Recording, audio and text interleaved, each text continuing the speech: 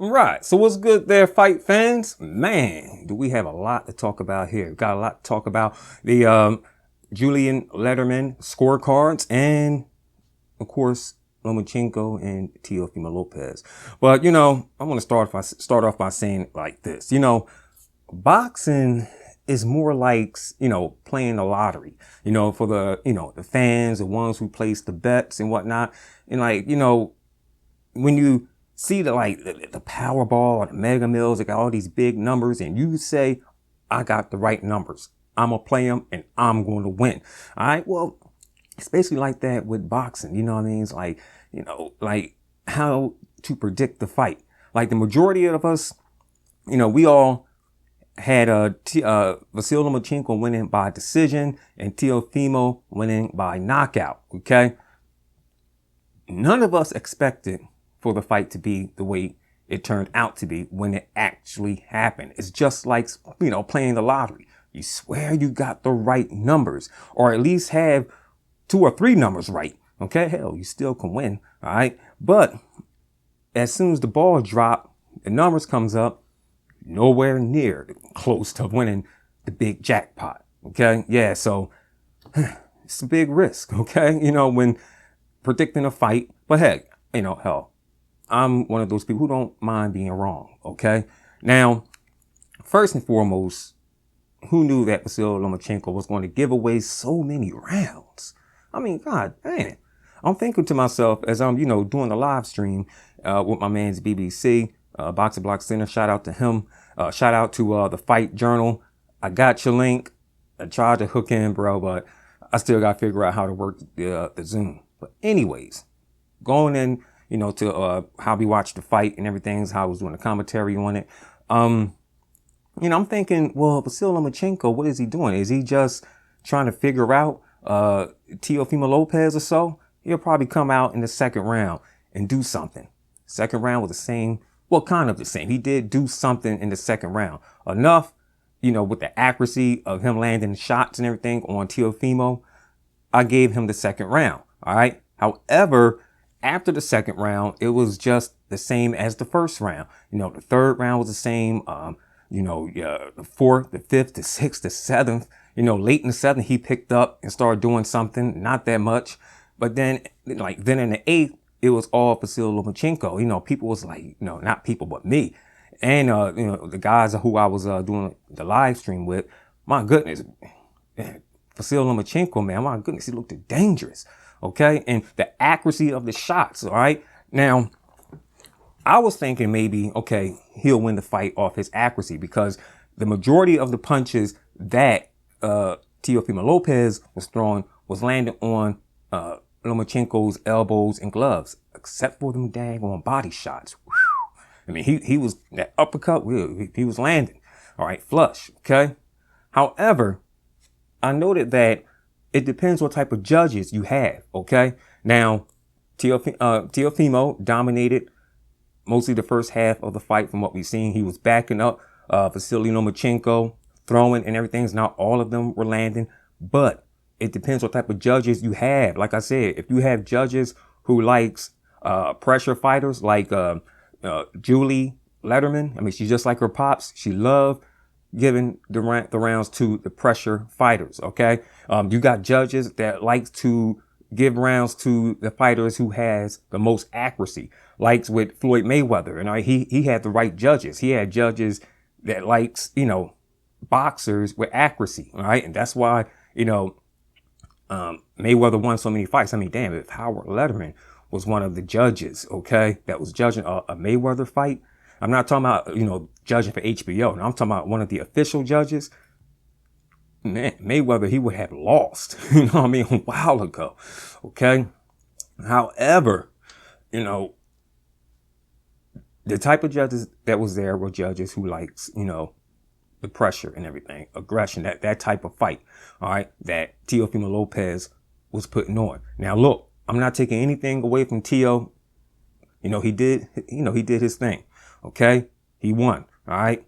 Now, the 119 to 109. All right. Like I said, Lederman.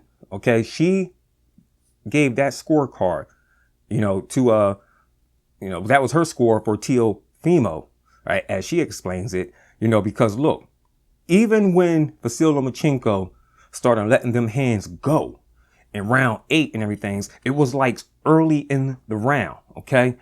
And like, say to like the middle of the round, that's when Teofimo Lopez will pick up, all right? And he'll start landing his bombs. Now, like I said, not all of them were landing flush like Vasyl Lomachenko's was when he was letting his hands go. But he was still pushing Vasyl Lomachenko back like he did in the early rounds, all right? And, he was landing some of them wasn't flush, but he was landing, all right? So to her, some of those rounds in the end was swing rounds. But, they could, like I said, rounds that could have went either way, all right? Now, in round 9, 10, it was the same thing for her. You had Teofimo Lopez coming out, being aggressive for like the first 30 seconds of the first round. And then, Lomachenko, he'll pick up and he'll start being aggressive, like all the way once again to the middle of the round. And then here comes Teofimo Lopez. All right. I'm not trying to confuse no one, but this is how she's explaining this. Now, in the 11th round, she gave that one to Vasyl Lomachenko because from the very beginning of the start of the round, Vasyl Lomachenko dominated it. Okay. Not just, from the beginning to the middle of the round. No, he kept the pressure on Teofimo Lopez, although Teofimo was firing back, but Vasyl Lomachenko was still showing ring generalship, throwing shots and everything from the beginning all the way to the end of the round. Say like 10 seconds, to the end of the round. All right. Teofimo, he picked up and, started throwing his bombs and whatnot, but it wasn't enough for him to win the 11th round. She gave it to Vasyl Lomachenko. All right. Like I said, she likes pressure fighters. In the 12th round, Teofimo Lopez won that round hands down. Okay. Hey, like the rules say, you win the 12th round, you win the fight. All right. So, like I said, I take my hats off to, Teofimo Lopez for Vasyl Lomachenko. People is telling him to move down. Some say stay right there. I say, man, you screwed yourself big times, yo. I mean, going into the fight, your plan inside the fight, there was no rematch clause. I mean, people noticed that the way Vasyl Lomachenko looked like he wanted to cry. Looked like some say he was mad at the judges' scorecards. Nah, he was mad at himself. I mean, he thought that he'll probably, beat Teofimo Lopez and just move on. But it was the opposite. It was Teofimo Lopez who beat Lomachenko. Now he's moving on. There's no rematch clause. I bet you now he wished there was a rematch clause. And I bet you now he wished he would have started off just a little bit more earlier. Okay? He should have had, like first round, second round. Then, if he wanted to coast again in third round, then fourth round, and start from there, pick up from there. But he didn't do that. He pulled the Oscar De La Hoya against Trinidad. Shoot, Oscar De La Hoya ran for the last 4 rounds, they say. Shoot, Teofimo had Lomachenko running for the first 8 rounds. God darn, no, bro, you ain't going to win. Now, some people said it was a draw. Those are the people who's looking at the flush punch accuracy and everything on Lomachenko's part. All right. Some people said the fight could have been closer than what it was. Hey, I wasn't really scoring the fight. I didn't have my pen and pad and everything down, but I do know what rounds Teofimo looked good and what rounds Lomachenko looked good and everything. So what a fight. What a mess.